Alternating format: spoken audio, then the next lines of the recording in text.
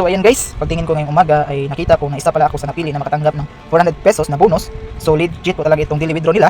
So every 24 hours ay magpili po sila ng 10 players na makakuha ng 400 pesos kapag matapos nila ito na activity. So kung pindutin po natin itong question mark, so ito po yung rules nila para makaparticipate po tayo. So makikita po natin dito na up to 10 players will be randomly selected every day to win the prize. So sa number 2, the winning information can only be saved for 24 hours. Please claim it in time. You can win the prize repeatedly for multiple consecutive days. So pwede pala na hindi lang isang beses makakuha tayo ng 400 bonus dito. So i-claim na po natin yung 400 pesos na bonus natin. So ayan, happy to accept. So withdraw po yan natin mamaya.